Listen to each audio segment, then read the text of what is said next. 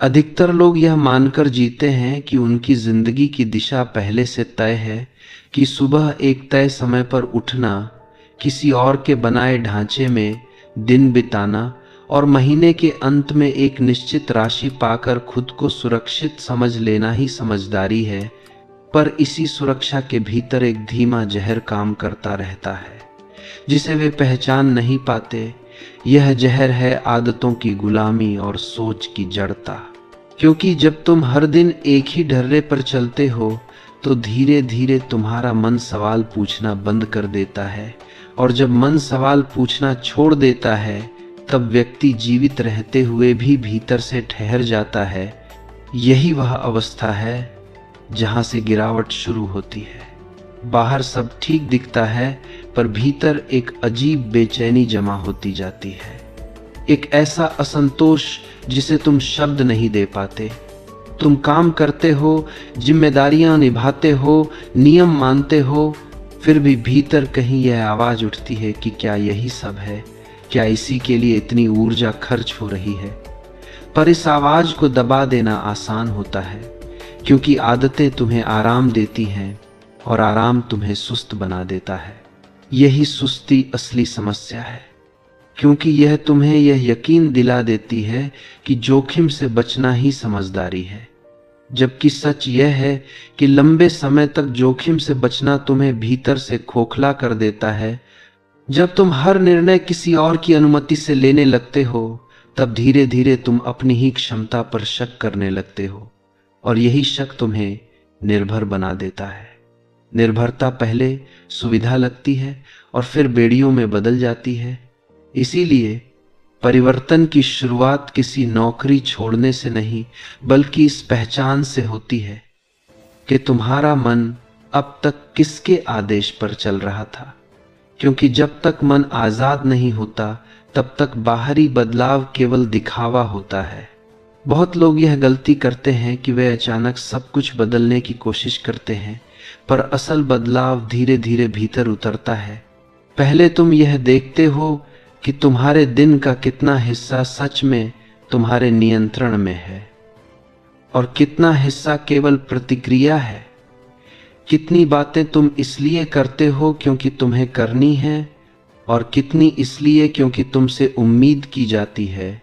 यही आत्म अवलोकन पहला झटका देता है, क्योंकि यहां तुम्हें एहसास होता है कि तुम जितना सोचते थे उतने स्वतंत्र नहीं हो, और यह एहसास चुभता है। मन इसे नकारना चाहता है। वह कहता है कि सब ठीक है, कि हालात ऐसे ही होते हैं, कि ज्यादा सोचना बेकार है। पर यही मन की चाल है।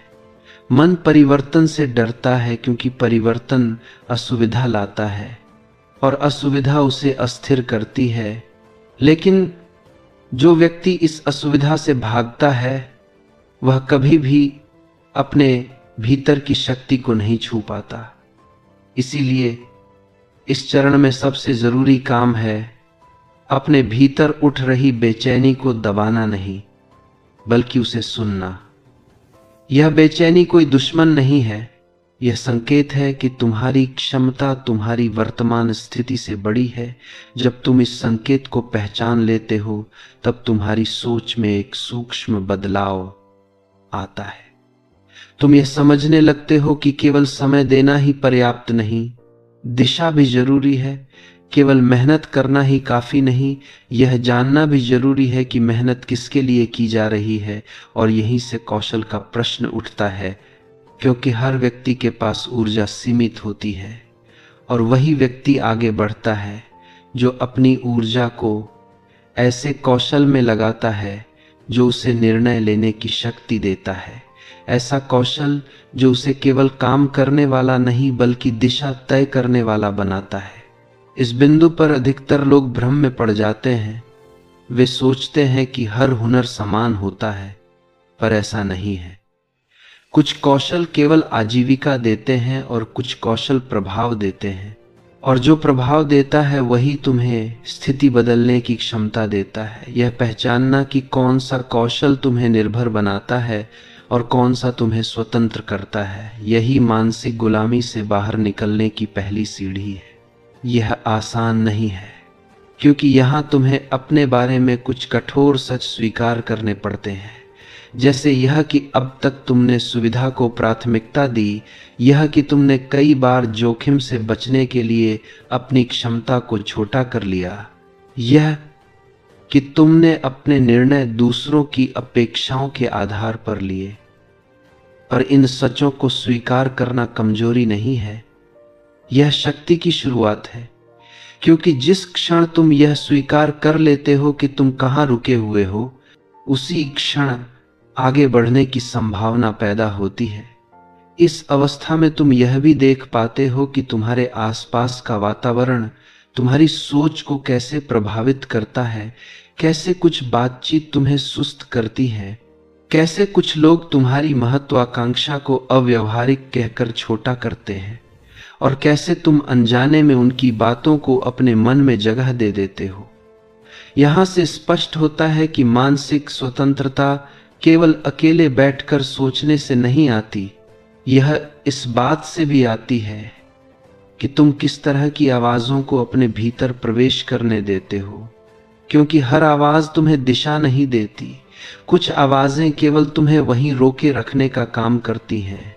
इसीलिए इस पहले भाग का सार यही है कि जब तक तुम यह नहीं पहचानते कि तुम्हारी दिनचर्या, तुम्हारी सोच और तुम्हारा वातावरण मिलकर तुम्हें कैसे नियंत्रित कर रहे हैं, तब तक कोई भी बाहरी सफलता तुम्हें संतोष नहीं दे सकती।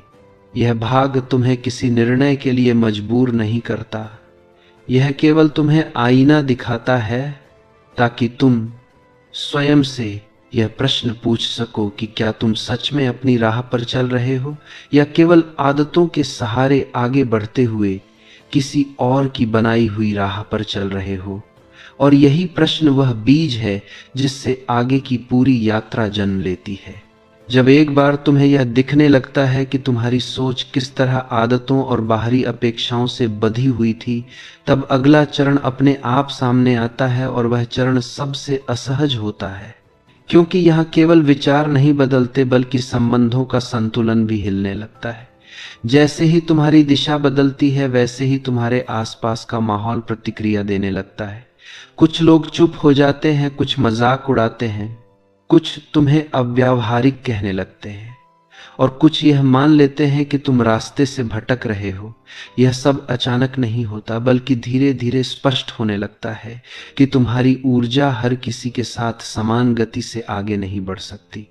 यहीं से अलगाव की वास्तविक प्रक्रिया शुरू होती है, और यह अलगाव किसी को ठुकराने से नहीं बल्कि स्वयं को बचाने से जुड़ा होता है। क्योंकि जैसे जैसे तुम्हारी महत्वाकांक्षा स्पष्ट होती है, वैसे वैसे तुम्हें यह भी दिखने लगता है कि कौन सी बातचीत तुम्हें आगे बढ़ा रही है और कौन सी तुम्हें वहीं रोके हुए है, कौन से लोग तुम्हारे भीतर प्रश्न जगा रहे हैं और कौन से लोग तुम्हारे भीतर डर भर रहे हैं। यह पहचान आसान नहीं होती, क्योंकि मन आदतन परिचित चीजों से चिपका रहता है। परिचित चेहरे, परिचित बातें, परिचित शिकायतें एक झूठा आराम देती हैं, पर यह आराम धीरे धीरे तुम्हारी ऊर्जा को चूस लेता है। और यही वह बिंदु है जहां अधिकतर लोग रुक जाते हैं, क्योंकि वे अकेलेपन से डरते हैं। उन्हें लगता है कि अगर वे इस घेरे से बाहर निकल गए तो वे अकेले पड़ जाएंगे। पर सच यह है कि अकेलापन हमेशा कमी का संकेत नहीं होता। कई बार यह तैयारी का संकेत होता है। जब तुम उन आवाजों से दूरी बनाते हो जो तुम्हें सीमित सोच में बांधे रखती थी, तब शुरू में एक खालीपन महसूस होता है। यह खालीपन डरावना लगता है, क्योंकि अब कोई तुरंत प्रतिक्रिया देने वाला नहीं होता। कोई यह नहीं बताता कि क्या सही है और क्या गलत।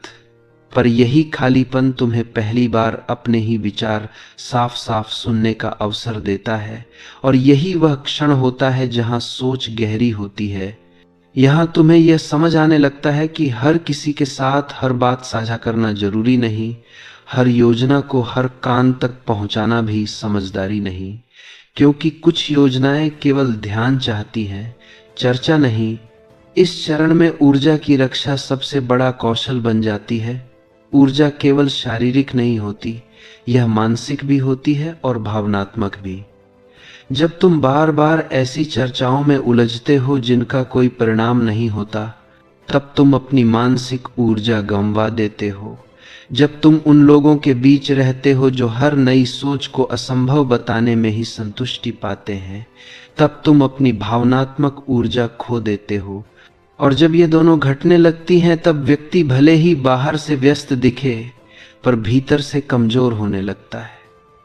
इसलिए इस चरण में तुम्हें यह सीखना पड़ता है कि हर बुलावे का उत्तर देना जरूरी नहीं, हर संवाद में हिस्सा लेना भी अनिवार्य नहीं। कुछ दूरी तुम्हें कठोर नहीं बनाती बल्कि स्पष्ट बनाती है, और स्पष्टता ही तुम्हें सही दिशा चुनने में मदद करती है। यहाँ यह भी स्पष्ट होता है कि सही संगत का अर्थ हमेशा अधिक लोगों से घिरा होना नहीं है।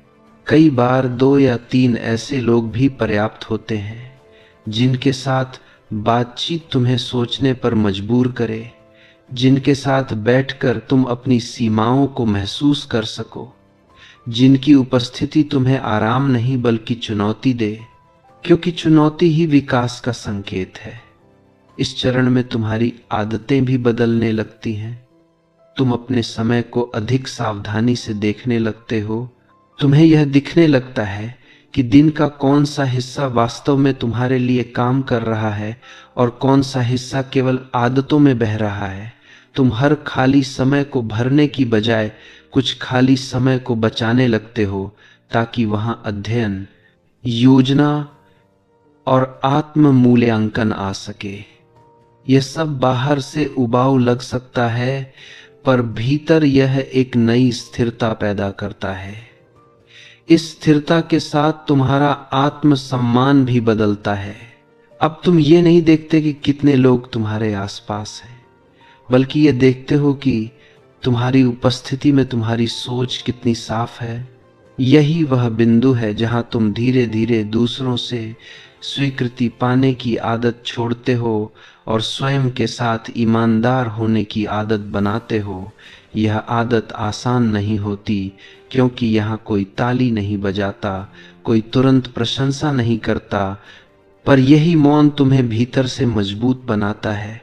और जब तुम इस मजबूती के साथ आगे बढ़ते हो, तब तुम्हें यह भी समझ आने लगता है कि सही दिशा चुनने का अर्थ केवल कुछ नया करना नहीं, बल्कि बहुत कुछ छोड़ना भी है। छोड़ना उन संबंधों को जो केवल समय लेते थे, छोड़ना उन आदतों को जो केवल व्यस्तता देती थी, और छोड़ना उस पहचान को जो अब तुम्हारी वास्तविक क्षमता को प्रतिबिंबित नहीं करती थी। इस भाग का सार यही है कि मानसिक स्वतंत्रता के बाद जो सबसे बड़ा कदम है वह है ऊर्जा की रक्षा और संगत का चुनाव। क्योंकि बिना सही वातावरण के कोई भी स्पष्ट सोच लंबे समय तक टिक नहीं पाती, और जो व्यक्ति अपने वातावरण को नहीं चुनता वह अंततः उसी वातावरण द्वारा चुना जाता है। यही समझ तुम्हें अगले चरण की ओर ले जाती है, जहां कौशल, संवाद और प्रभाव की वास्तविक भूमिका सामने आती है। जब तुम अपनी ऊर्जा की रक्षा करना सीख लेते हो और यह स्पष्ट हो जाता है कि हर संगत, हर बातचीत और हर आदत तुम्हें आगे नहीं ले जाती, तब अगला चरण अपने आप सामने आता है, और वह प्रभाव पैदा करने की क्षमता। क्योंकि केवल अलग हो जाना पर्याप्त नहीं होता, अलगाव के बाद खाली जगह को भरना भी उतना ही जरूरी होता है, और यह जगह किसी कल्पना से नहीं बल्कि ठोस कौशल से भरनी पड़ती है। ऐसा कौशल जो तुम्हें केवल मेहनती नहीं बल्कि उपयोगी बनाता है, क्योंकि संसार में वही व्यक्ति सुना जाता है जिसके पास कुछ देने को होता है। इस बिंदु पर बहुत लोग भ्रम में पड़ जाते हैं और सोचते हैं कि जानकारी इकट्ठा करना ही पर्याप्त है। वे पढ़ते हैं, सुनते हैं, देखते हैं और स्वयं को तैयार मान लेते हैं। पर जानकारी और क्षमता के बीच एक बड़ा अंतर होता है। जानकारी तुम्हें बातचीत करने लायक बनाती है, पर क्षमता तुम्हें निर्णयों के केंद्र तक पहुंचाती है। यही कारण है कि प्रभाव केवल बोलने से नहीं बल्कि बोलने के पीछे मौजूद कौशल से आता है। जब तुम किसी समूह में प्रवेश करते हो, तो लोग तुम्हारे शब्दों से पहले तुम्हारी स्थिरता को पढ़ते हैं, तुम्हारी आवाज के उतार चढ़ाव से पहले तुम्हारे आत्मविश्वास को महसूस करते हैं। और यह आत्मविश्वास किसी अभिनय से नहीं बल्कि अभ्यास से जन्म लेता है। अभ्यास उस कौशल का जिसे तुमने चुना है। यहां यह समझना जरूरी है कि हर कौशल समान प्रभाव नहीं देता। कुछ कौशल केवल तुम्हें निर्देश मानने वाला बनाते हैं और कुछ कौशल तुम्हें दिशा तय करने वाला बनाते हैं। और जो दिशा तय कर सकता है वही प्रभाव रखता है। इसीलिए इस चरण में सबसे महत्वपूर्ण निर्णय यह होता है कि तुम किस क्षेत्र में अपनी पकड़ बनाना चाहते हो। यह निर्णय भावनाओं से नहीं बल्कि स्पष्ट गणना से आता है, क्योंकि प्रभाव वहां बनता है जहां समस्या बड़ी हो और समाधान दुर्लभ हो। यदि तुम्हारा कौशल ऐसी समस्या को हल करता है जो बहुतों को परेशान करती है, तो तुम्हें बोलने के लिए जोर नहीं लगाना पड़ता। लोग स्वयं सुनना चाहते हैं। यही वह अवस्था है जहां संवाद बदल जाता है।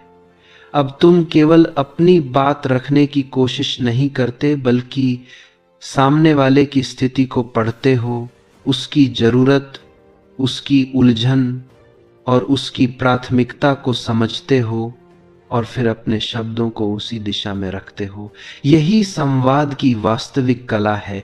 यह किसी को प्रभावित करने की चाल नहीं बल्कि किसी स्थिति को स्पष्ट करने की क्षमता है। और यही क्षमता तुम्हें भीड़ से अलग करती है। इस चरण में यह भी साफ हो जाता है कि प्रभाव का अर्थ ऊंची आवाज नहीं बल्कि सही समय होता है। कुछ लोग बहुत बोलते हैं पर उनकी बात टिकती नहीं, और कुछ लोग कम बोलते हैं पर उनका एक वाक्य दिशा बदल देता है। यह अंतर शब्दों की संख्या का नहीं बल्कि उनके पीछे खड़े कौशल और तैयारी का होता है। जब तुम इस स्तर पर पहुंचते हो तब तुम्हें यह भी दिखने लगता है कि हर अवसर को पकड़ना आवश्यक नहीं, कुछ अवसर छोड़ना भी रणनीति का हिस्सा होता है। क्योंकि जो व्यक्ति हर जगह दिखने की कोशिश करता है वह कहीं भी गहराई नहीं बना पाता। गहराई केवल तब बनती है जब तुम चुनते हो कि कहां उपस्थित रहना है और कहां नहीं। इस चयन के साथ तुम्हारा आत्मसम्मान भी और स्पष्ट होता है। अब तुम यह नहीं देखते कि लोग तुम्हें कितना नोटिस कर रहे हैं, बल्कि यह देखते हो कि तुम्हारी उपस्थिति किसी स्थिति को कितना बदल रही है। यही वह बिंदु है जहां प्रभाव धीरे धीरे स्थायी रूप लेने लगता है, क्योंकि लोग तुम्हें तुम्हारी बातों से नहीं बल्कि तुम्हारे परिणामों से पहचानने लगते हैं। और परिणाम बिना अनुशासन के नहीं आते। इसीलिए इस चरण में अनुशासन केवल आदत नहीं बल्कि पहचान बन जाता है। तुम अपने समय को मापने लगते हो, अपने प्रयासों को गिनने लगते हो और अपनी प्रगति को देखना सीखते हो, क्योंकि जो मापा नहीं जाता वह सुधरता नहीं। जब तुम यह करना शुरू करते हो तब सपने धुंधले नहीं रहते, वे संख्याओं में बदलने लगते हैं और संख्याएं तुम्हें ईमानदार आईना दिखाती हैं। वे यह नहीं देखती कि तुम कितना चाहते हो, वे यह दिखाती हैं कि तुम कितना कर रहे हो। यही ईमानदारी इस चरण को कठिन लेकिन मूल्यवान बनाती है, क्योंकि यहाँ बहाने काम नहीं आते, यहाँ केवल निरंतरता टिकती है। और निरंतरता ही वह पुल है जो तैयारी को प्रभाव में बदल देता है। इस भाग का सार यही है कि अलगाव के बाद वास्तविक उन्नति तब शुरू होती है जब तुम ऐसा कौशल चुनते हो जो तुम्हें बोलने का अधिकार देता है, ऐसा संवाद सीखते हो जो स्थिति को बदल सके, और ऐसा अनुशासन अपनाते हो जो तुम्हारी क्षमता को माप सके। क्योंकि प्रभाव कोई रहस्य नहीं है, यह स्पष्टता, कौशल और निरंतर अभ्यास का परिणाम है। और यही स्पष्टता तुम्हें अंतिम चरण की ओर ले जाती है, जहां जोखिम, धैर्य और दीर्घकालिक दृष्टि की असली परीक्षा होती है। जब कौशल स्पष्ट हो जाता है, संवाद में स्थिरता आ जाती है और प्रभाव धीरे धीरे आकार लेने लगता है, तब जीवन एक ऐसी अवस्था में प्रवेश करता है जहां सबसे कठिन निर्णय सामने आते हैं। क्योंकि अब प्रश्न यह नहीं रहता कि तुम क्या कर सकते हो, बल्कि यह होता है कि तुम कितना दांव लगाने को तैयार हो। इस बिंदु पर अधिकतर लोग ठहर जाते हैं। बाहर से वे इसे समझदारी कहते हैं, पर भीतर यह डर होता है, क्योंकि जोखिम केवल धन का नहीं होता। जोखिम पहचान का होता है, आराम का होता है, उस छव्य का होता है जिसे तुम अब तक ढोते आए हो। और यही वह क्षण है जहां धैर्य की असली परिभाषा सामने आती है। धैर्य का अर्थ प्रतीक्षा करना नहीं, बल्कि सही दिशा में लगातार टिके रहना है। क्योंकि जो व्यक्ति जल्दी परिणाम चाहता है वह अक्सर अधूरा निर्माण करता है, और अधूरा निर्माण लंबे समय तक खड़ा नहीं रहता। इस चरण में तुम्हें यह समझ में आने लगता है कि हर अवसर को पकड़ना विकास नहीं होता, कुछ अवसरों को छोड़ना ही दीर्घकालिक रणनीति होती है। क्योंकि शक्ति बिखराव में नहीं, बल्कि केंद्रित प्रयास में पनपती है।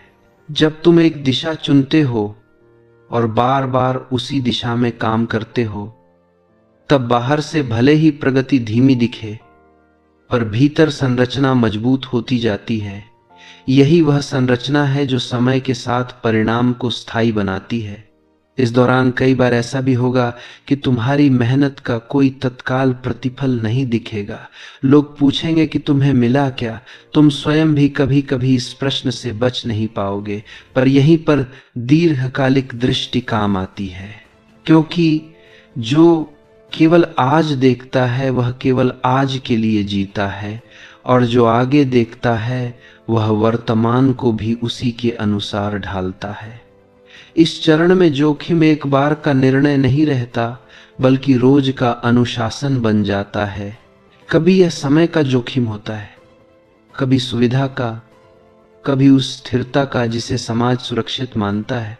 पर हर बार यह जोखिम तुम्हें थोड़ा और आत्मनिर्भर बनाता है, क्योंकि तुम यह सीख लेते हो कि अस्थिरता से भागना नहीं, बल्कि उसके भीतर संतुलन बनाना ही वास्तविक परिपक्वता है। यही संतुलन तुम्हें भावनात्मक रूप से भी मजबूत बनाता है। अब असफलता तुम्हें तोड़ती नहीं, बल्कि दिशा दिखाती है, क्योंकि तुम उसे व्यक्तिगत अपमान नहीं, बल्कि सूचना की तरह देखने लगते हो। और सूचना वही व्यक्ति उपयोग कर सकता है जो शांत रहना जानता हो। इस अवस्था में तुम यह भी समझने लगते हो कि निरंतर भूख जरूरी है, पर यह भूख अराजक नहीं होनी चाहिए। यह ऐसी भूख होनी चाहिए जो तुम्हें हर सुबह याद दिलाए कि अभी बहुत कुछ बनना बाकी है, पर साथ ही यह भी सिखाए कि हर कदम सोचकर उठाना है। क्योंकि जो व्यक्ति केवल दौड़ता है वह थक जाता है, और जो व्यक्ति केवल सोचता है वह रुक जाता है। वास्तविक निर्माण इन दोनों के संतुलन से होता है। समय के साथ तुम्हारी पहचान भी बदलने लगती है। अब तुम स्वयं को केवल किसी भूमिका से नहीं जोड़ते, बल्कि उस प्रक्रिया से जोड़ते हो जिसे तुम रोज निभाते हो, और यही प्रक्रिया तुम्हें स्थिर बनाती है। लोग आते जाते रहते हैं, परिस्थितियां बदलती रहती हैं, पर तुम्हारी दिशा बनी रहती है। यही दीर्घकालिक निर्माण की पहचान है। इस बिंदु पर तुम्हें बाहरी स्वीकृति की आवश्यकता भी कम हो जाती है, क्योंकि तुम्हें अपने काम की गति और गहराई का अंदाजा होता है, और यह आंतरिक भरोसा किसी भी त्वरित प्रशंसा से अधिक टिकाऊ होता है। इस अंतिम चरण का सार यही है कि वास्तविक उन्नति किसी एक निर्णय या किसी एक छलांग से नहीं आती। यह जोखिम लेने की आदत, धैर्य निभाने की क्षमता और लंबे समय तक एक ही दिशा में काम करने के साहस से बनती है। और जो व्यक्ति इस साहस को विकसित कर लेता है, वह न केवल परिस्थितियों से प्रभावित होना बंद कर देता है, बल्कि धीरे धीरे परिस्थितियों को प्रभावित करने लगता है। यही वह अवस्था है जहां तुम बाहरी शोर से ऊपर उठकर अपने ही नियमों के अनुसार चलने लगते हो, बिना घोषणा किए, बिना दिखावे के, केवल निरंतर निर्माण के साथ। और यही निर्माण समय के साथ तुम्हें वह स्थिति देता है जहां तुम्हारी जिंदगी किसी और की बनाई हुई व्यवस्था का हिस्सा नहीं, बल्कि तुम्हारी अपनी बनाई हुई संरचना बन जाती है। और जब ऐसा होता है, तब तुम्हें किसी को साबित करने की जरूरत नहीं रहती, क्योंकि